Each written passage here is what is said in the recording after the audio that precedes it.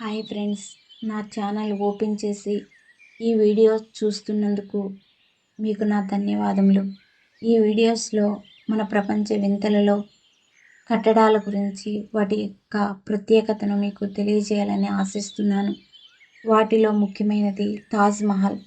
ఈ తాజ్ మహల్ తన ప్రియమైన భార్య జ్ఞాపకార్థం నిర్మించిన సుందర మందిరమే ఈ తాజ్ మహల్.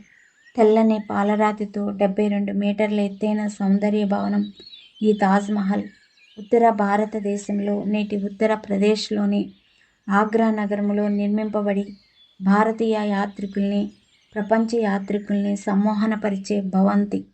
భారతదేశంలోనే ప్రసిద్ధి భవంతి ఈ తాజ్ మహల్. ఒక పెద్ద గోపురం, 7 చిన్న గోపురాలు ఆకాశపు టంచులను తాకినట్లు కనిపించే ఈ గోపురాలలో యాత్రికులు స్త్రీ సౌందర్యాన్ని దర్శిస్తారు. దాని శిల్పకళా నైపుణ్యం కంటే దాని వెనుక గల చరిత్ర యాత్రికుల్ని, ముఖ్యంగా భారతీయుల్ని మంత్రముగ్ధుల్ని చేస్తుంది.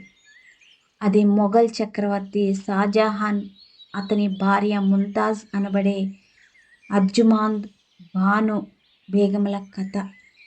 షాజహాన్ యువరాజుగా ఉండగానే 15 సంవత్సరముల ప్రాయములో ఉన్న ఒక సైన్యాధికారి కుమార్తెను వివాహమాడాడు.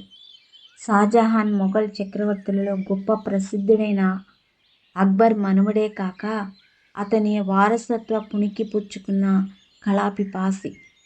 ఈయన మొఘల్ సామ్రాజ్యాన్ని 1528 నుండి 1658 వరకు పాలించాడు.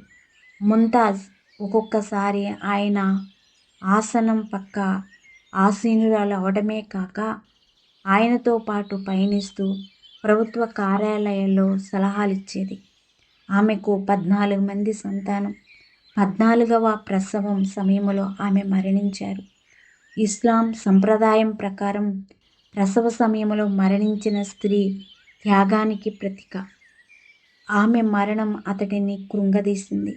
నల్లని ఆయన శరీరం పసుపుగా రంగుగా మారింది.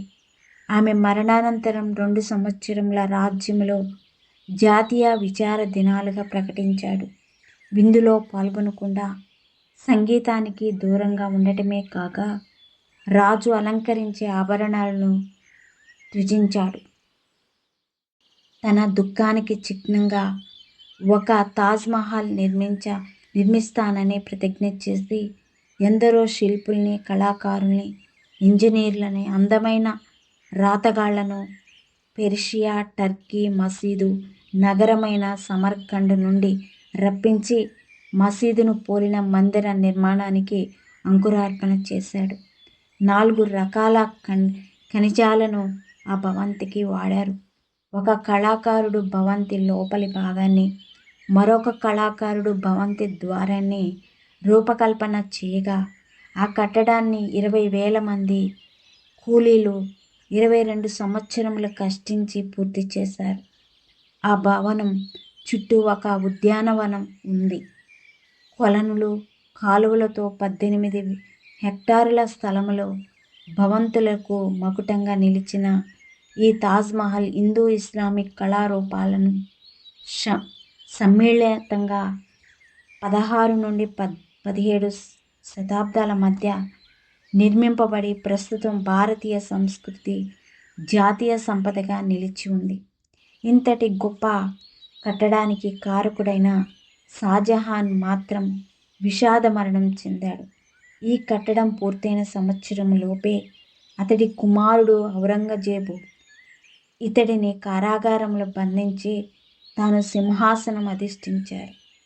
ఆ కారాగారం నుండి కనిపించే తాజ్ మహల్ని చూసుకుంటూ 8 సంవత్సరములు అందులోనే జీవించి అక్కడే మరణించాడు.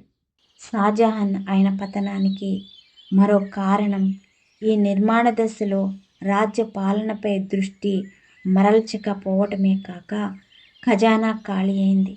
పరిపాలన అస్తవ్యస్తం కావటంతో ఔరంగజేబు దీన్ని అవకాశంగా తీసుకుని తండ్రిని తప్పించి తాను సింహాసనం అధిష్ఠించాడు.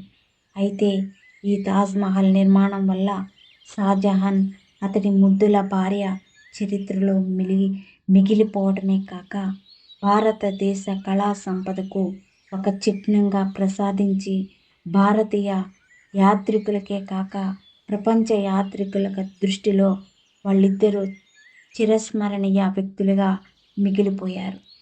ఫ్రెండ్స్, ఈ వీడియో మీకు నచ్చినట్లయితే మీకు తెలిసిన సమాచారం మాకు కామెంట్స్ రూపంలో తెలియజేస్తుండండి. ఈ వీడియో మీకు నచ్చితే లైక్, షేర్ అండ్ సబ్స్క్రైబ్.